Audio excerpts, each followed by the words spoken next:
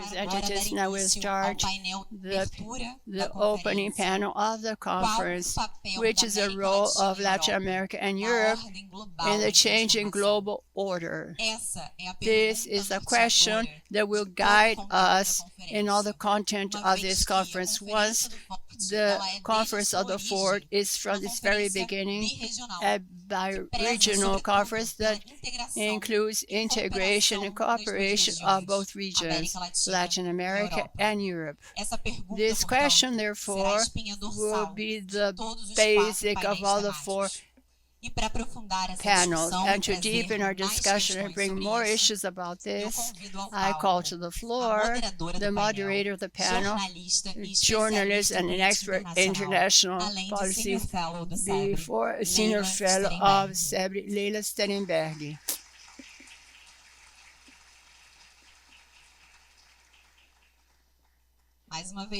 Once again, repeating, due to some reasons of his agenda, unfortunately, we would not have the participation of Ambassador Maria Laura da Rocha, General Secretary of MRE. However, we have the honor of having with us a representative of high level of Itamaraty, the Multilateral Secretary of the Ministry of Foreign Relations in Brazil, Ambassador Carlos Márcio Cozendey.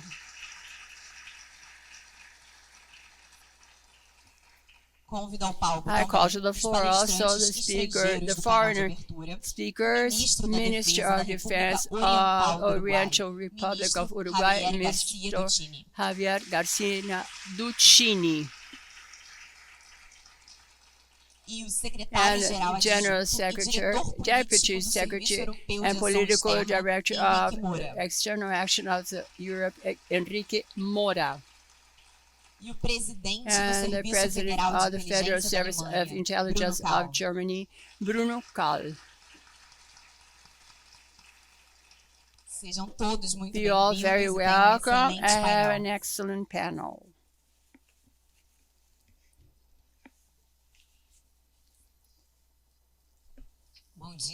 Good morning to all of you.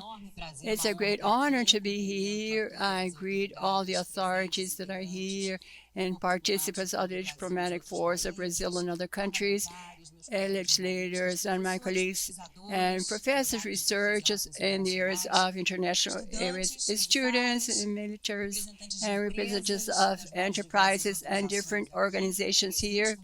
I greet Kahl also, to whom I thank you very much for the invitation to be once again here, and CEBRI also, to which I am connected and which I'm very honored, and to the European delegation. When we talk about the global order and transformation, we talk about the decline of the United States, hegemonic power, the arrival of China, economically speaking and politically speaking. You know this better than myself.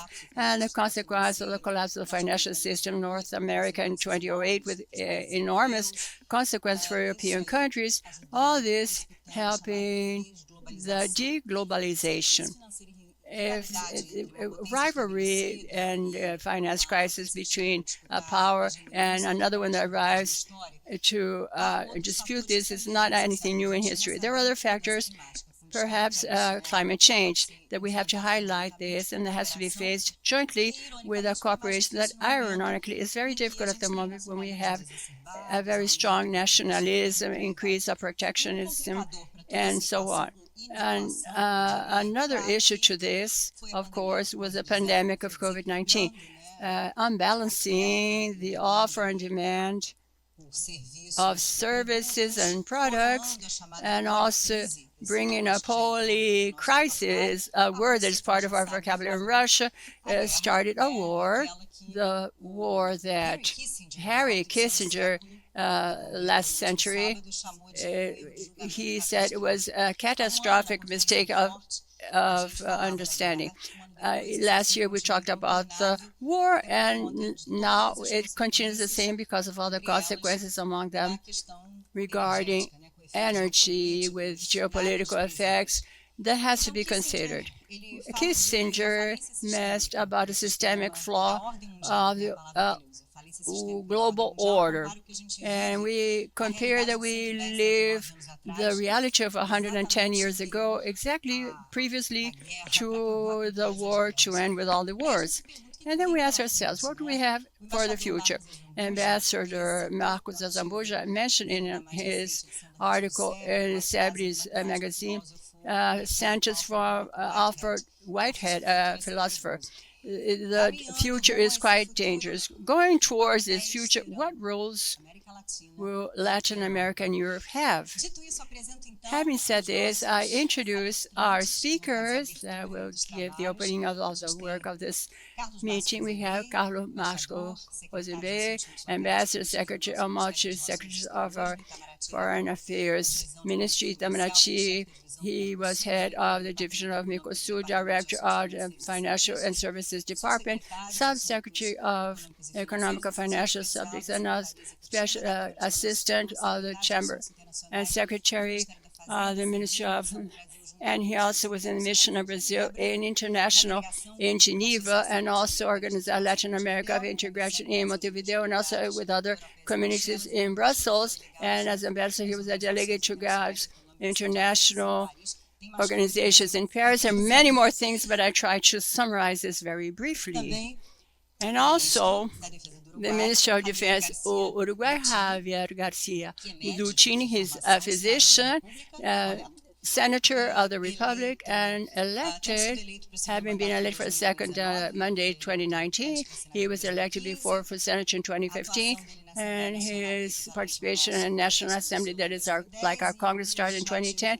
And in the Chamber of Representatives, he was part of the Human Rights Chamber, the Defense Chamber, and the Chamber of Representatives of Public Health and Defense. He was Vice President of Special Commission of Security and Coexistence. Javier Garcia, he is in the defense position when Luis Atraza became into power. Enrique Mora, Subsecretary and Political Director of European Service for the Foreign Affairs.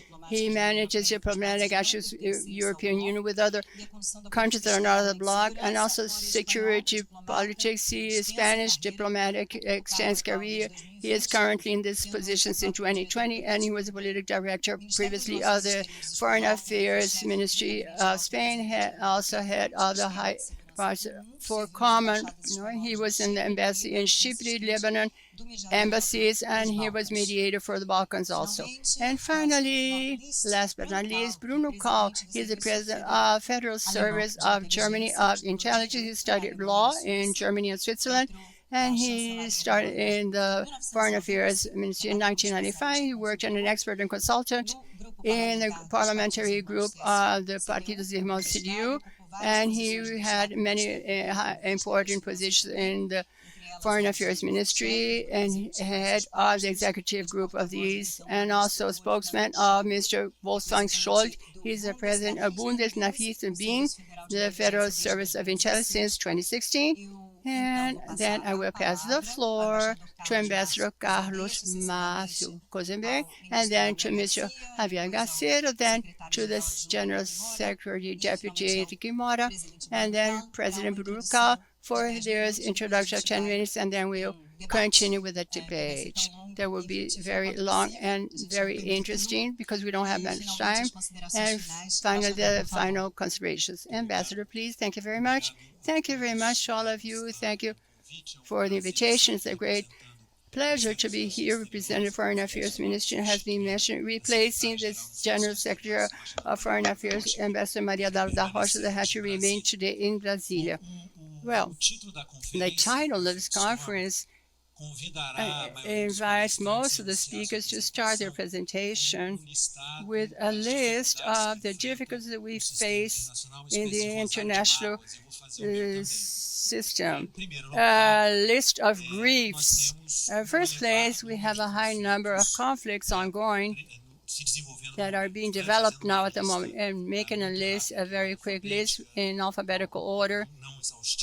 and not very long. Afghanistan, Rome, Ethiopia, Haiti, Lebanon, Palestine, Syria, Sudan, and last and not least all, Ukraine.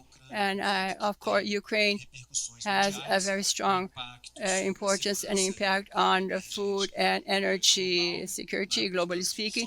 Therefore, just for this, it would be the most important one. But I believe that from the point of view of the issue of this conference, it's important to mention that it has a dimension of increasing movement, dismantling the control of weapons, mainly between Russia and the United States. The recent news of the suspension of Russia of application of the START treaty, and also the recent news by Russia that they will hold extended guarantee in actions by Russia putting nuclear weapons in that territory. All this and other trends, globally speaking, that have implied in a growing resource of ensuring a nuclear guarantee. That means countries trying to have nuclear weapons or trying to be in the nuclear umbrella of great powers. In place of negative guarantees, Brazil and Latin American region have always favored with the declaration of prohibition of nuclear weapons in this region. As has been mentioned, in second place, we have the pandemics. At the top of economical transformation, have been suffering also of continuity of this in the economical aspect, and also the insistence and the worsening of inequality among countries with a crisis of potential debt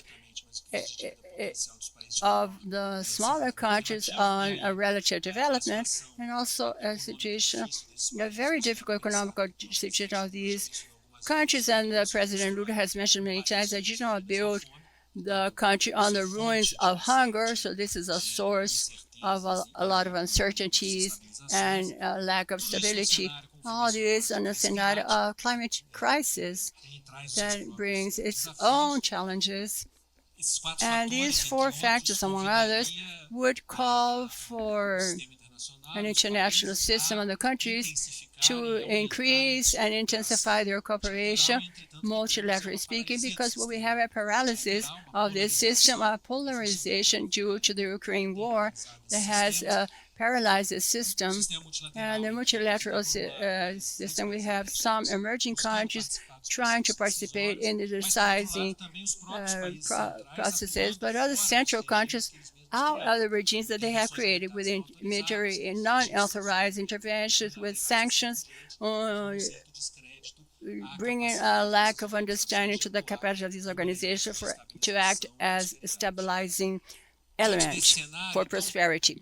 Considering all this, we are, as has been mentioned, transition to a new order. But what kind of order? What is a new order are we interested in? Brazil surely is not interested in a trend of polarization and bipolarity, because a new order should be as a new bipolar system. Also, it shouldn't be interesting, I think, to Latin America, bipolarity, and also to Europe, a consolidation of a new bipolar international system. However, this process faces many challenges because, as has been discussed in literature, there is a question mark if multilaterality or multipolarity is possible to develop itself in a stable way and brings prosperity. So, Brazil is a bit like a constitutional non-nuclear country where it's unavoidable not to be approving this in intrinsic defense of a multipolar world. For this, we need multilateral institutions to be reinforced. They have to work and work effectively, and this has not happened. And the understand that we have to do is how to allow these institutions to be more effective, to pass through reforms that they're themselves, and also we have seen in practice the arrival of some mechanisms that are informal for the management of international order. G20 is one of them, and we participate in this. It's an interesting tool with a degree of reasonable representation. Of course, G20 countries were not elected to be in G20, but they show a representation and a mechanism of working that tries to reinforce multilateral, because they don't work together in the system by themselves when they get mandates to other organizations to act. So this is a way of functioning that starts from an informal approach, but reasonably effective to coordinate and then act after through other multilateral instruments. That's why we very strongly defended that in spite of Ukraine crisis, we shouldn't have an exclusion of Russia in G20, because it's important to count with the dialogue mechanisms in order for all the players that are important should be present. This doesn't allow the National Council of the United Nations, that we know Brazil is a critic of this council, to freeze this structure that resulted from the Second World War, and there's an updating requirement. Of course, it's a difficult process, and it has been very difficult also in other institutions like FMI, IMF, and the World Bank, and they have a great difficulty to accept the new emerging economies and powers could participate equally in the deciding process. Therefore, I believe that the regions of Latin America and Europe have a lot to contribute with the regional experiences, because in a multipolar world, the regional systems have an additional importance. They don't only have a meeting between two superpowers, but you have other regional meetings and many regional discussions. Therefore, European Union, or the Organization for Security and Cooperation, and other experiences, regionally speaking, have a great contribution to give in this sense. And on the other hand, Europe now at the moment, and it would be interesting to hear our colleagues on this subject, Europe has a strong pressure for polarization because of Ukraine war. Europe to not allow the impulse of polarization now at the moment is a very difficult process, but it's very important. And in Latin America, as I mentioned, we have also some experiences that are interesting, like the Treaty of Tlatelolco open now, so the free area for nuclear weapons that has become effective and real with the creation of ABAC, the Brazilian Agency of Control and Accountability, that has this, made it practical and real, this exercise of cooperation in the area of international security, as well as the integration process for economics that create a connection between the countries in the region, contributing for stability and allowing the region to be nowadays the most stable one from the point of view of internal inter-country conflicts. So coming to my end, a country like Brazil, as I mentioned, that has a constitutional mandate, a non-nuclear one, cannot accept that for having come to this constitutional decision should be accepting a minor place in the international scene. As you don't have an atomic bomb, you don't have the capacity, and you cannot give an opinion on this subject or that subject. On the opposite, we have a challenge showing that this is an advantage, this is a possibility, as well as the multipolarity is a will, is a possibility, and in this sense,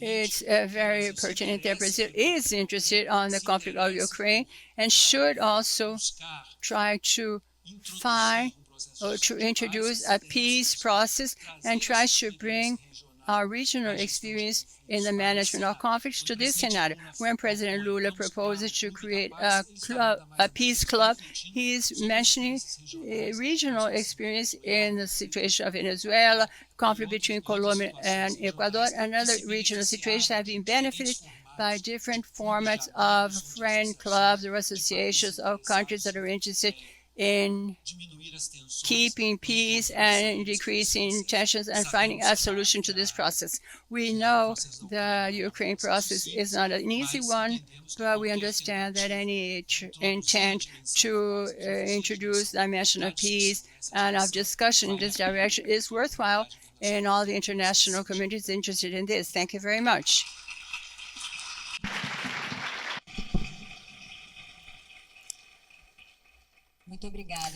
Thank you very much, Ambassador. I'll now give the floor to the Minister of Defense, National Defense of the Oriental Republic of Uruguay, Mr. Javier García Duchini.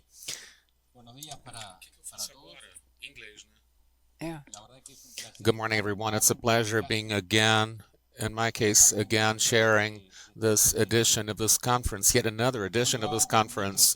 I was talking to the Minister of Defense of my country today, and I knew yesterday, many years ago, actually not that many years ago, he was the deputy of my country, and I see that how this Congress has grown. I was at the hotel here in Rio where dozens of people are sharing this event in a wonderful room. And now we're at this wonderful museum that's hosting us today. And as a neighbor from Uruguay, I'd like to thank you profusely to our brotherly nation, because we're part of this region of the world that's so rich, where Brazil, with its huge continental size, we are a neighbor of Brazil, and being here in Brazil and Rio de Janeiro in particular, I would like to thank you, especially the Konrad Adenauer Foundation, for the invitation to be here. I'd like to give a warm salute to the representatives of the government of Brazil, the Brazilian people as a whole, and this number of young men and women. That's surprising. We have so many young people, surely university students from many different fields of knowledge that are concerned about this, these topics that have called us for a discussion here at this venue. The world has gone through a period of turbulence. As the title of the conference says, we're going through the perfect storm. The perfect storms in the plural, perhaps they don't require perfect captains to be overcome, but good captains. But what we need is perfect values, much more than perfect captains to navigate this rough world. We should have captains who are guided by the principles of freedom and the value of respect for rights, in our case, international law. And they should be guided by the values of democracy, and they should be guided by the value of respect for human rights. Without these values, these captains won't be able to navigate these turbulent times. So the precise definitions allowed us to understand better the situations, and many times perhaps they are not able to solve them, but they know where they should depart in order to reach a solution. Mankind in the post-pandemic world is different today than it was a few years ago.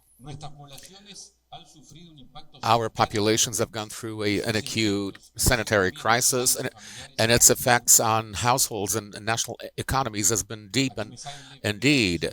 And I'm a physician speaking now. The attack was biological, and its direct outcomes was the temptation by some people to limit individual freedoms based on this sanitary problem. My country has chosen the route of responsible freedom, knowing that we had to think always about the day after today, tomorrow, actually, any crisis, especially this sanitary crisis that we just went through, requires policies that, as sociologists say, they have an ordering horizon. They're guided by a long horizon. The values are the ones that help us build up public policies, not only defining these policies, but also to defining governments that boost them and in which these governments believe. Our value from our government actually was freedom.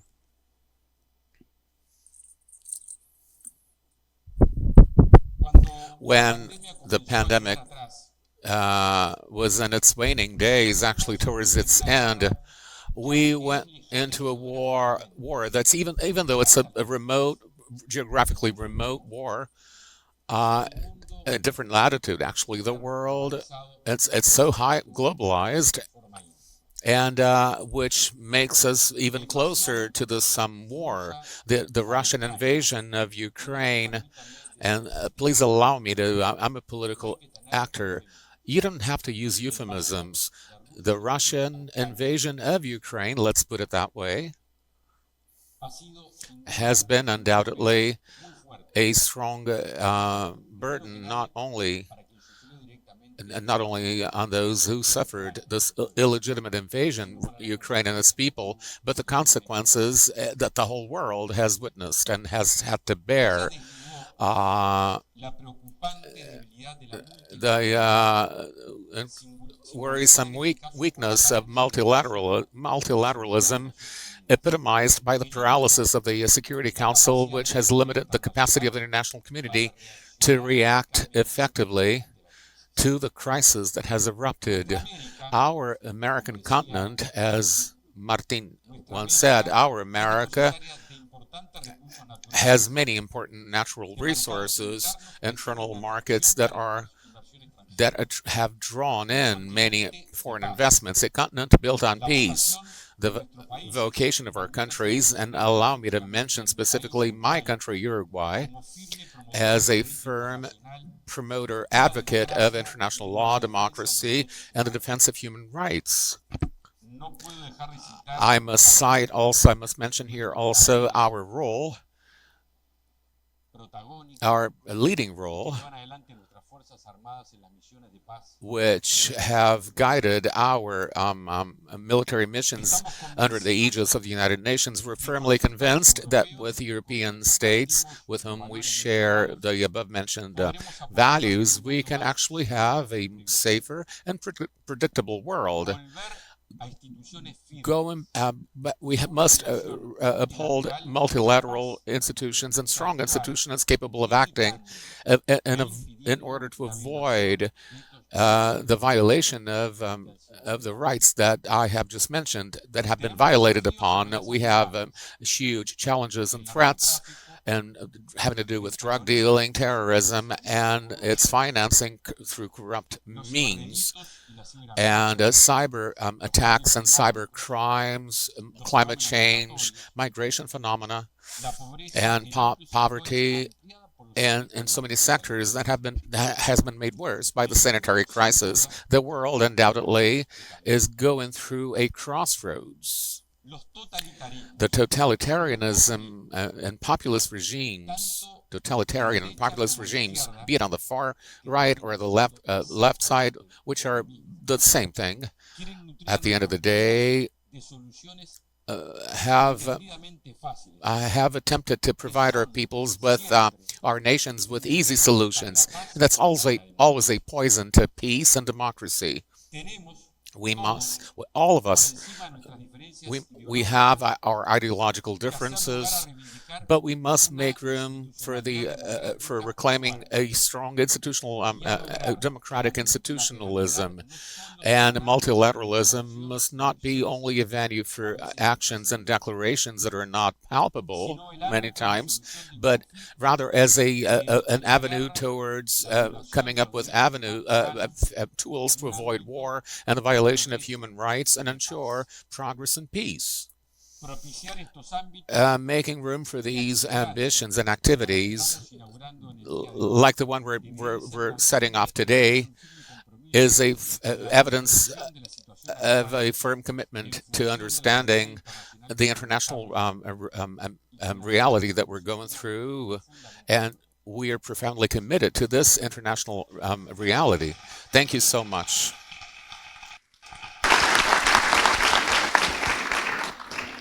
Muito obrigada. Passo então a palavra ao senhor Enrique Mora. I will now thank you. I'll now give the floor to Mr. Enrique Mora, the Deputy Secretary-General of the External Action Base.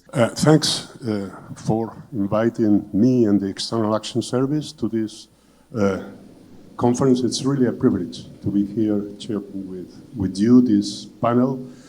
It's about the changing global order and which role for Latin America and Europe. And let's start thinking about what we mean when we say a changing global order. I think there are basically three elements that are defining this new or emerging international order. The first one, the Minister of Defense of Uruguay mentioned it, is the Russian aggression against Ukraine. I do appreciate that you said that we have to call spades, we have to call things by their name, and this is an invasion. And it's really a game changer for Europe, but at the same time, it's having enormous consequences, impact on the rest of the world, food security, energy security, you name it. Well, it's important outside Europe to understand that for us, this is an existential threat. And we have to support Ukraine how long it takes, because again, we are under threat. We have a permanent member of the Security Council, a nuclear power, a big country invading a neighbor, smaller, a country that renounced to its nuclear weapons. And Secretary-General, you mentioned, why is Brazil less without the atomic bomb than others? Well, that's exactly the key question here. Ukraine renounced to nuclear weapons in exchange of guarantees from Russia. Russia has violated every single guarantee. It's a game changer. It's whether the way we position ourselves in this war will have an extraordinary influence for the rest, for the future. Second element in this changing global order, as we see it from Brussels, is the competition between China and the United States. It's clearly an emerging global rivalry that is defining very elements in our international community. For the time being, it's more a technological race, technological confrontation than a military one. But it is clear China is an emerging superpower, and all superpowers, sooner or later, they want to shape the international order to its image. So we have to position ourselves, sooner or later. I travel a lot, and I can listen to many people saying, we don't want to take, but it's not a question of taking sides. It's a question, in our case, European Union, to reaffirm our strategic autonomy in this framework. But this strategic rivalry has enormous consequences that we are affected, whatever we want or not. First, there is a fragmentation, a potential fragmentation of the international monetary system. Second, technology. Again, we can have two different standards for technology not long in the future. Can you please think about what that means for globalization, for example? So, again, it's a factor that will shape our future. We have to think about that, and we have to take positions about that. The third element is, in this increasingly multipolar world, some countries are trying to reaffirm themselves as poles in this world.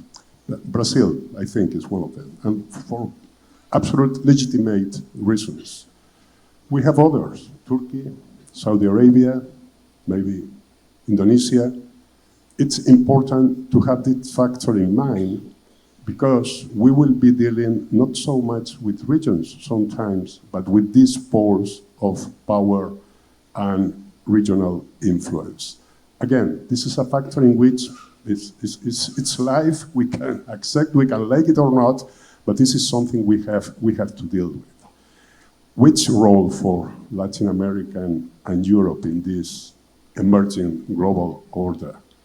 I do think we have the same interest. As the Minister of Defense of Uruguay said, we share values, human rights, fundamental things. We share history. So in principle, our objective should be the same, which is basically to provide a multilateral framework to this new emerging global order. A rule-based order, not a power-based order, based on the basic principles of the Charter, of the international law. I think we both, Europe and Latin America, we both share this approach. And we have to work together for that. Between Latin America and Europe, we make about 1/3 of UN membership. It's a quite a strong, powerful force. So we can shape that together. In a few days, 7th of June, the High Representative of the European Union and the Commission will present a joint communication on our relationship with Latin America and the Caribbean. It's a very serious offer of working together, and the basic objective is to anchor our relationship in this new emerging order. We are being threatened by Russia. We need friends, we need partners, and we are looking for these friends and these partners where we share basic fundamental values. And obviously Latin America is the first option. So we can work on every single chapter that this joint communication will address: climate change, security and defense, basic human rights, sustainable development, social inclusion, you name it. All the different issues that shape our societies today. We can and we should work together on that. On 7 June, we will put an offer on the table. That offer will be brought to the 17-18 July CELAC Summit. Ambassador Ibáñez referred to that. We will join in Brussels, have a state of government from both Latin America, the Caribbean, and the European Union. It's the moment to launch this strategic partnership.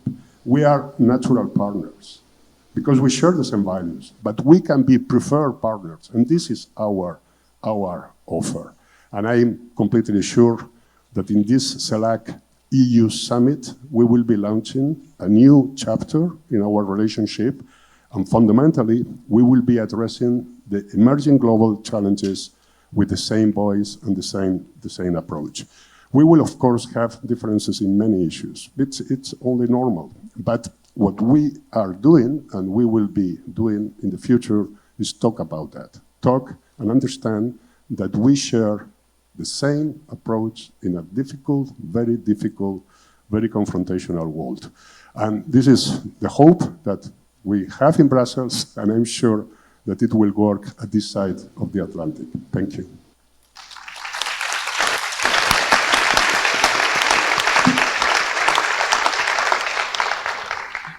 Muito obrigada, secretário. Passo então a palavra ao presidente do... Thank you very much. We pass the floor to Mr. Bruno Kahl. Secretary, dear Minister, Is- Deputy Secretary General, ladies and gentlemen, dear Director Anja Trimek, thank you for inviting me and for awarding me the great honor of delivering the German keynote at this high-level security conference. As you can see from the previous presentations, you are giving us a rather complex task by asking which role Latin America and Europe should play in a changing world order. There are no easy answers to this. From the perspective of a German security authority focused on foreign countries, I will try to approach the matter carefully. As a first step, it is necessary to sketch out the future world order that Europe and Latin America will be faced with. A key question I have to advise my government on. At the G7 summit in Hiroshima 2 weeks ago, President Lula stated that we are witnessing the emergence of a multipolar order which, if well received and nurtured, can benefit us all. Also, in the assessment of the BND, multipolarity has by now become a reality. If we look at the rapid shifts of power in recent years, there can be no doubt that 1990 did in fact not mark the end of history, and that the following decades of relative Western supremacy were not more than an interregnum on the way to an upcoming more multipolar order. In our assessment, multipolarity is now not automatically a blessing, but only what states make of it. In the worst scenario, it could mean a return to a world of great power balancing that resembles a 19th century Europe, and which was so aptly described by Henry Kissinger, who just celebrated his 100th birthday in his seminal doctor thesis. In a world characterized by fierce great power competition, power is ultimately the only currency, multilateral action. Urgently required for the many global challenges we are facing would remain a rare case. Such a world would now be very different from what President Lula described in Hiroshima as Brazil's vision of multipolarity, namely one based on the primacy of international law and the promotion of multilateralism. Europe and Germany strongly share Brazil's vision of a rules-based international order based on multilateral action. It is precisely this conviction that bolsters our position towards Ukraine.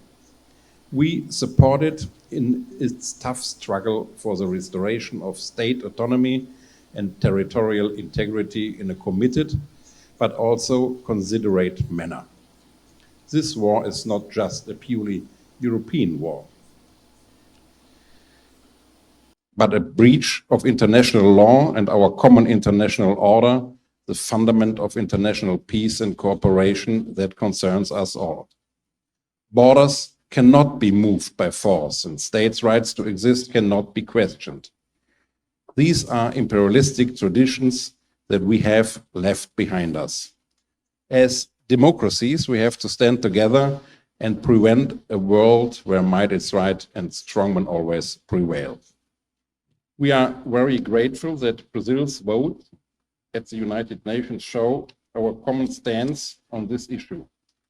And while we laud Brazil for its commitment to reach a peaceful solution, our commitment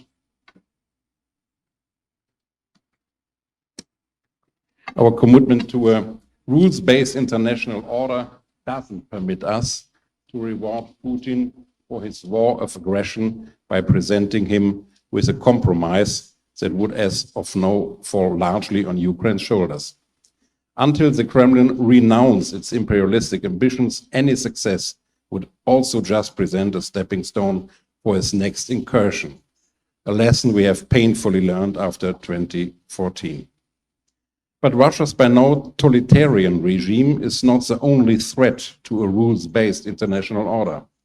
China, which is strongly determined to becoming the leading global superpower by 2049, is demonstrating every day in the South China Sea that its alleged commitment to international law and multilateral action ends where its interests begin. The same behavior can be observed in the way how China is constantly creating new dependencies around the globe, dependencies that Beijing has shown it will precisely exploit in pursuit of its goals. Ladies and gentlemen, as we can see, the question whether multipolarity is a blessing or a scourge is very much still out and will depend heavily on the guide rails we erect in the coming decade. So what role for Europe and Latin America in the upcoming decade? It cannot be but a role as partners who share the same values. Together, we have to become strong contenders for a rules-based order based on effective multilateralism, a common aim we are already jointly fighting for when it comes to the reform of the UN Security Council. In Europe and Germany, we are well aware that the importance of Latin America and Brazil will only continue to grow. Brazil is the 5th largest country in the world and has the 7th largest population on the planet. Brazil's economy boasts a very positive trade balance and its GDP ranks 11th in the world. These are immense opportunities imply a great responsibility on the international stage. Brazil and the entire continent have a strong say in the configuration of the coming international political and economic order. When it comes to peace, security, and prosperity throughout the world, your actions have a great impact and set a precedent that goes far beyond South and Central America. For Europe in general and Germany in particular, the vision of our future partnership with Brazil and Latin America is a partnership with open, trustful, and eye-to-eye cooperation at all levels. This partnership rests on more than pragmatism and simple strategic algebra. Europe and Germany share a long history with Latin America, which has seen ups and downs, and the ties between Europe and Latin America countries remain close with many cultural, religious, and economic links.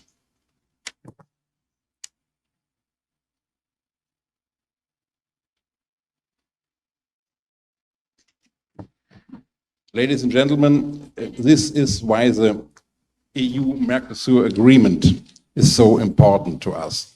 A partnership of the common market of the South and the single European market would open a great opportunities for both continents and carries benefits even beyond the economical sphere. In the current geopolitical upheaval, this cooperation would carry a strong strategic dimension. After all, Mercosur, like the European Union, is a political organization and an exclusive club of democracies which even boasts an own institute for human rights. By working ever more closely together, Mercosur and the EU can demonstrate that democratic societies governed by the rule of law have a lead over the autocratic challenges, also when it comes to economic and innovation policies. A stronger economic and political alignment would hereby also help us to safeguard from the disruptive effects of geopolitical competition on the global trade patterns. Interregional network and closer economic cooperation between Latin America and Europe increases resilience to autocratic enticement and temptation. And exactly because we do not abuse economic cooperation as a political leverage, Europe and Latin America are natural partners in this regard. By bolstering our respective ties, we will also be able to reduce dangerous dependencies from single states that make us vulnerable to blackmail both economically and politically, as Europe has learned since Russia's attack on Ukraine. I am fully aware that Europe in particular has some homework to do as regards on the agreement, and it is all the more encouraging that Brazil has returned to the international stage and clearly indicates that it intends to relaunch the talks on the Mercosur agreement and to give more priority to climate protection again. Thank you very much.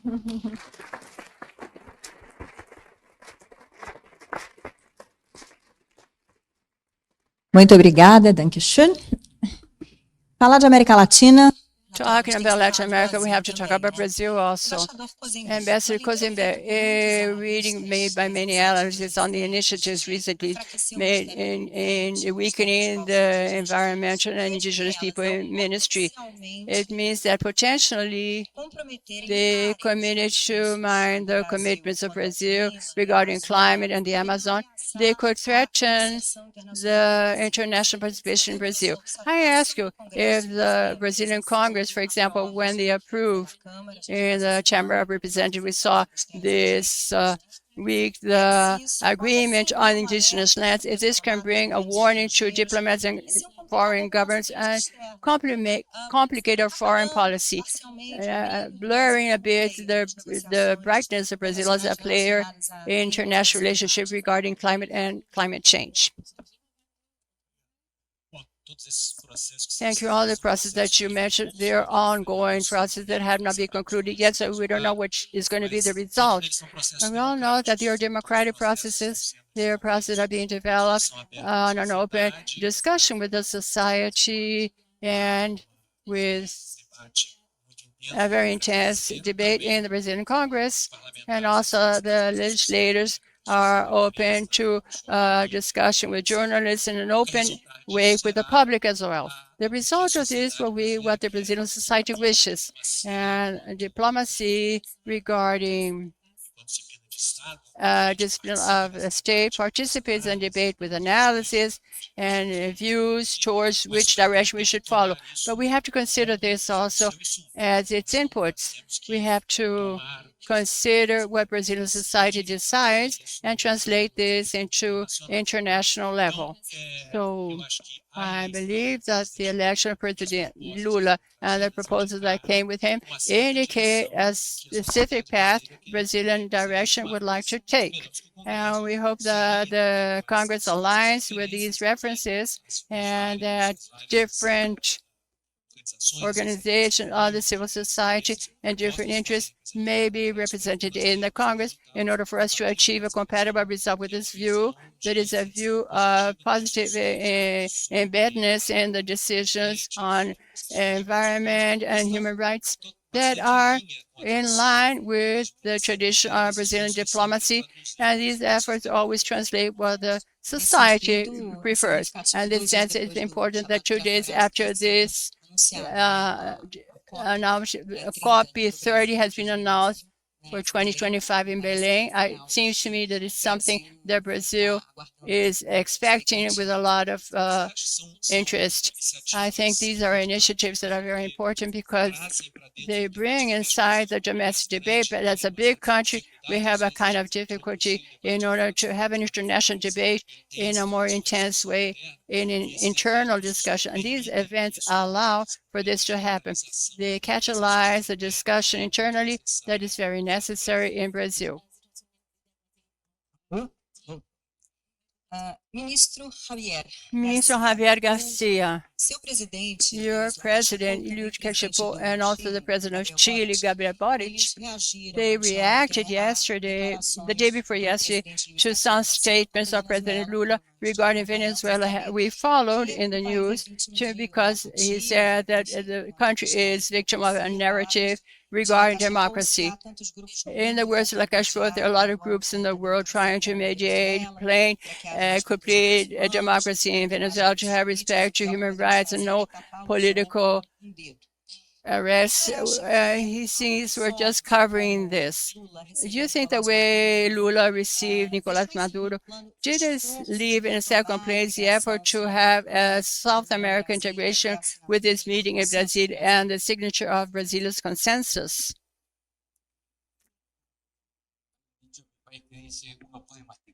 In my country, we say, I'm sorry, his mic is off.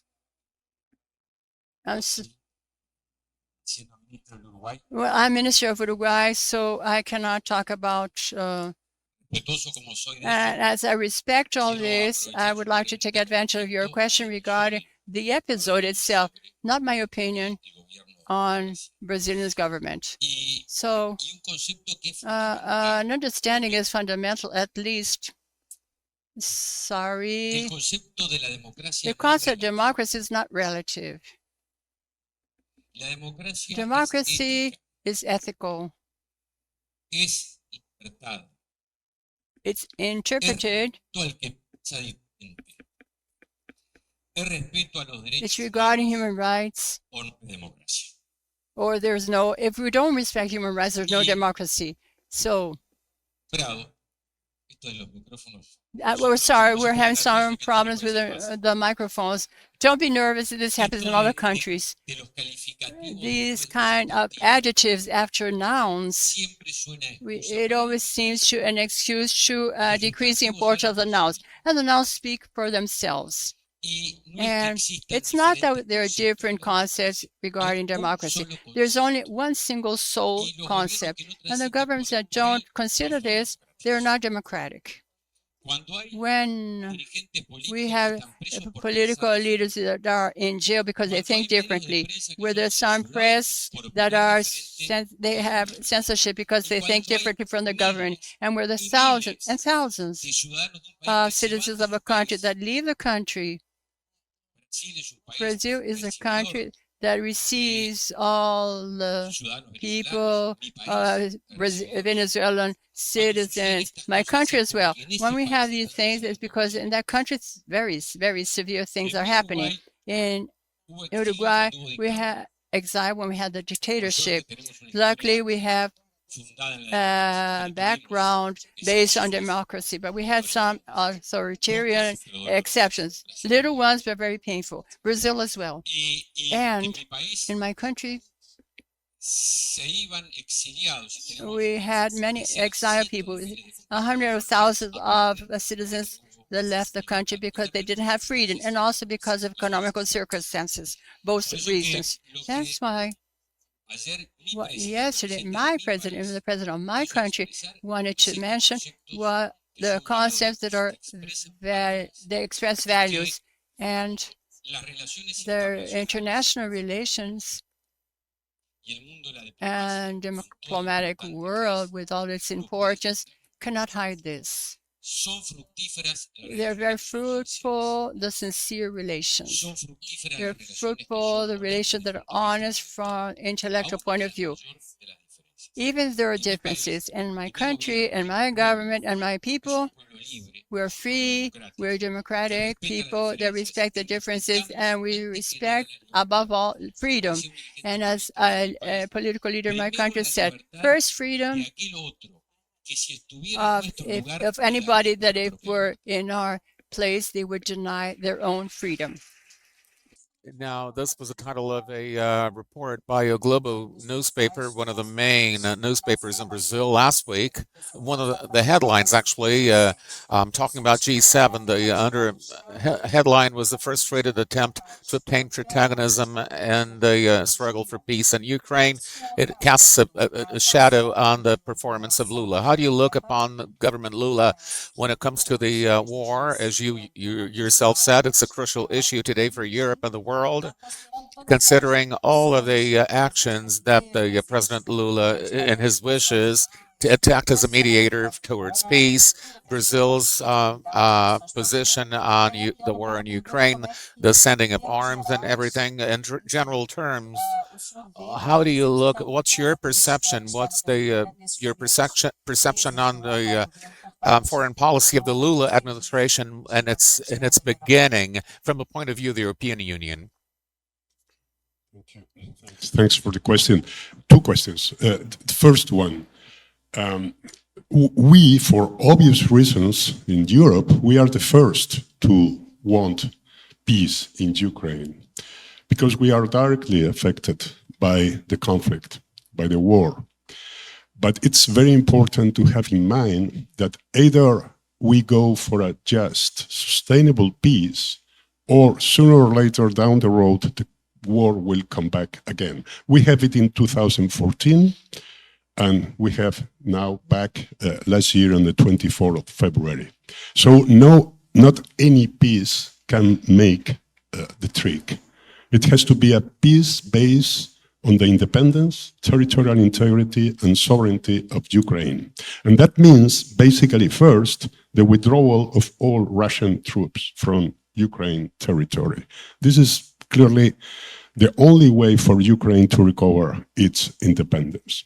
And then we can talk about many things that apparently the Russians mentioned at the beginning of the war. We can talk about anything, but this is the only way to achieve a just, lasting, sustainable peace.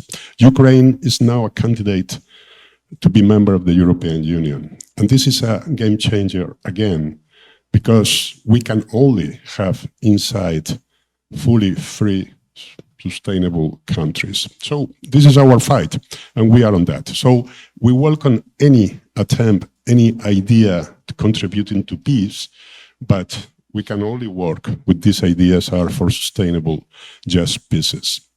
And as for the second question, for us in Europe, the most important thing is to, from the moment President Lula was in office, the basic message we received was Brazil is back. And we are absolutely happy and delighted with that principle, because we need Brazil regionally and globally. We need such an important country to have an influence in the international relations. So we want Brazil back. We want Brazil be assertive in the international community. I'm sure Brazil will have a number of very good ideas to deal with different issues that we have on the table. And the only thing we expect from Brussels is that Brazil's back is also back to work with us, with the European Union, and we can work together for the benefit of the region and, of course, of the international community. Thank you.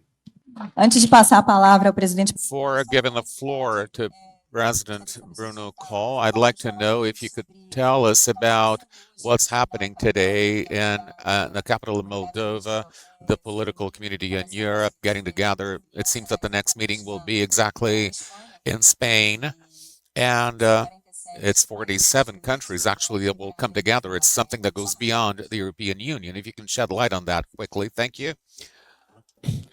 Voy a contestar en español. La Comunidad Política Europea. The European political community, what it means is it's about dealing with a reality. We have the European Union, 27 member states, several candidates, especially in the Western Balkans and now in Central Europe and Eastern Europe. But that's not the whole continent of Europe.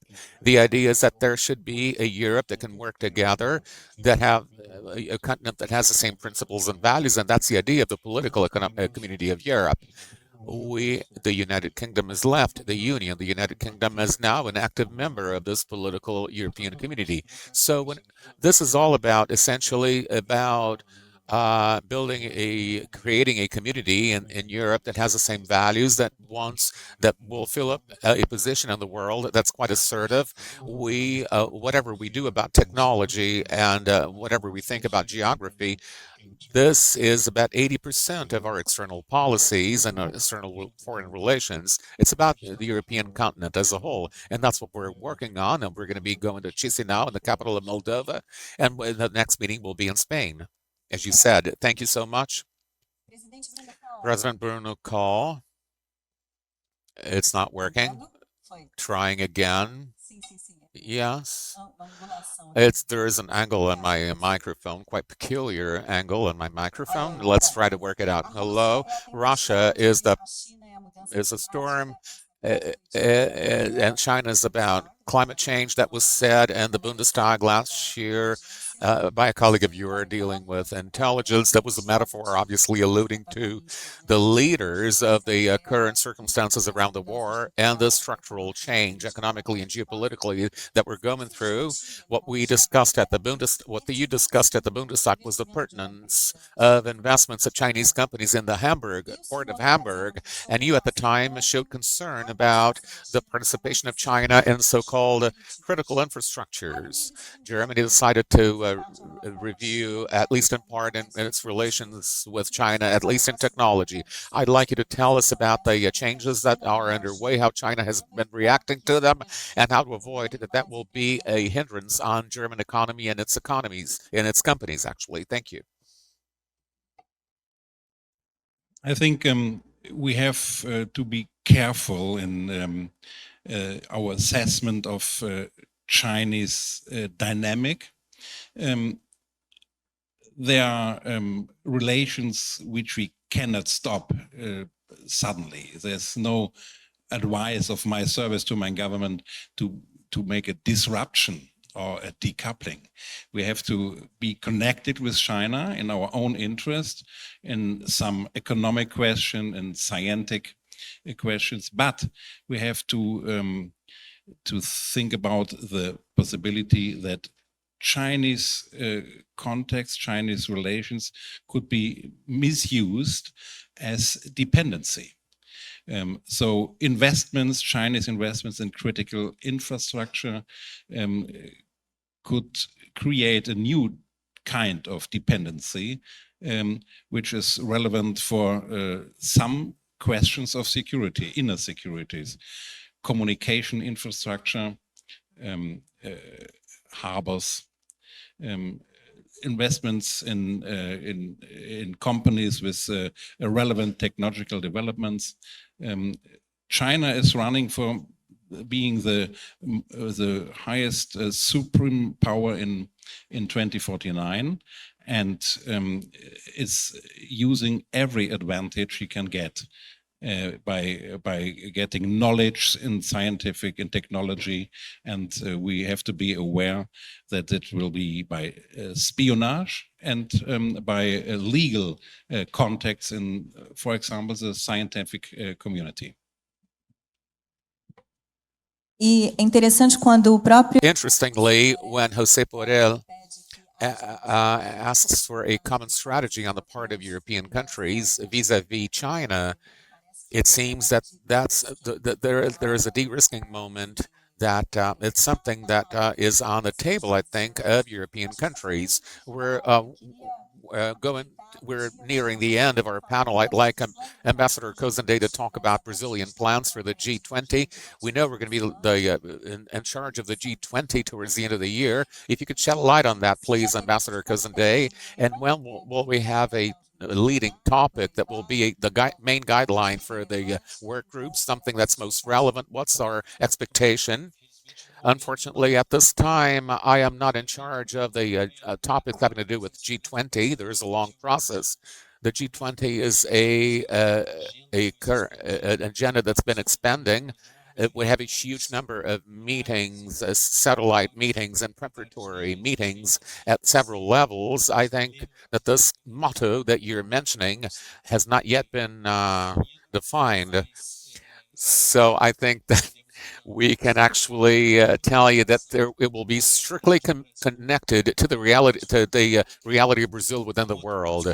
Let's say that is a guiding principle of that will take into account security of Brazil and the presence of Brazil in the world.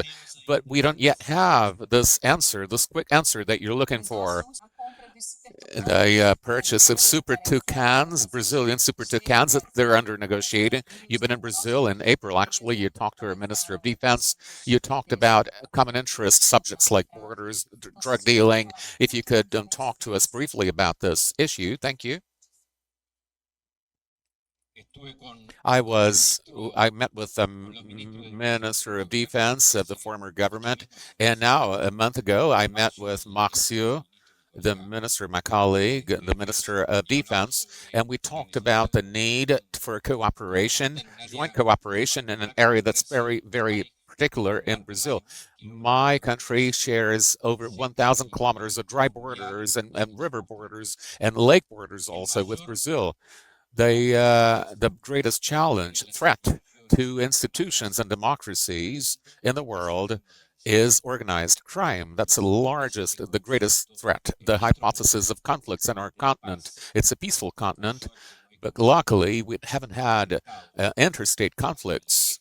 The old assumptions behind conflicts, the new threats, the most acute one of them to institutions is drug dealing, drug trafficking, and it's also terrorism as a threat to our assets, actually. And unfortunately, we must not think of this part of the world as free from this kind of threat. Regrettably, we were very close to. We were in Buenos Aires. It meant we had dozens of deaths at the Israeli Association in Buenos Aires years ago, and next month we'll have we'll have an activity, a cooperation-based activity combined on the border between Brazil and Uruguay, and we have our armies, each armies that stand for the sovereignty of each state, and our cooperation in military matters is something very important, above all for countries like mine, that is so small and relatively speaking. Uruguay doesn't have a problem of being a small country because Europe has much smaller countries than Uruguay. But the problem of my country is that's underpopulated, and it's a different problem. But decidedly, we're small. Our country is quite small. but the assumptions and matters of defense and this kind of circumstance, peace establishment, our budgets are not enough. They're strapped. We're strapped for resources. We must act efficiently, if efficaciously, and I think transparently. Also, we must emphasize the transparency of all our processes. So, as you said before, that's our goal. Thank you so much to all of you, Minister, Ambassador, Secretary, President. Thank you, all of you in the audience, for following us in our first discussion, our first panel of presentations of this opening panel. And I'll give the floor now to Ariane, our Master of Ceremonies.